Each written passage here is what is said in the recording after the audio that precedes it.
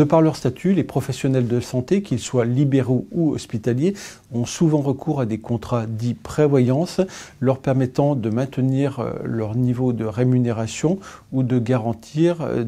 les frais liés au fonctionnement de leur cabinet lorsqu'ils sont touchés par une maladie ou victimes d'un accident. Lorsque l'assureur garantissant ce contrat prévoyance reçoit une déclaration d'arrêt de travail de son sociétaire, le médecin conseil de cette assurance va bien évidemment instruire ce dossier et est amené souvent à solliciter des précisions complémentaires sur un plan médical de manière à bien comprendre quelle est la pathologie motivant cet arrêt de travail. Dans certains cas, au-delà de cette demande de renseignements complémentaires, le médecin conseil de l'assurance peut également solliciter une expertise amiable afin de mieux appréhender l'état de santé de ce professionnel de santé en arrêt de travail. Il ne s'agit pas là d'une quelconque manœuvre dilatoire ou d'une intrusion dans la vie privée de ce professionnel de santé en arrêt de travail, mais simplement un moyen pour mieux comprendre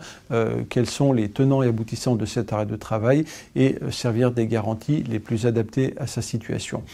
D'un point de vue pratique, l'assureur va désigner un médecin conseil afin de réaliser cette expertise. Ce médecin conseil est pourvu d'une mission qui est tout à fait claire et précise, visant à retracer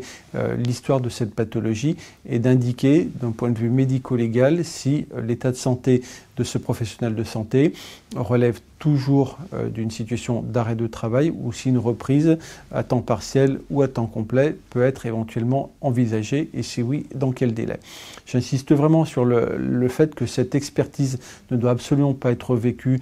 comme une contrainte de la part de l'assuré à qui on demande cette expertise, mais il s'agit simplement d'un moyen supplémentaire permettant de bien comprendre quel est l'état de santé de cet assuré et surtout de lui apporter une réponse la plus rapide possible à sa demande de mise en jeu des garanties. Pour être complet, la possibilité de mettre en place une expertise figure bien évidemment aux conditions générales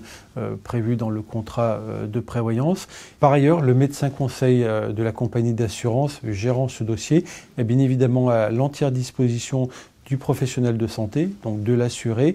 qui se poserait des questions quant à la finalité de cette expertise. Je tiens par ailleurs à préciser que le rapport d'expertise qui sera déposé par le médecin conseil ayant examiné cet assuré sera bien évidemment traité dans le respect des règles afférentes au secret médical.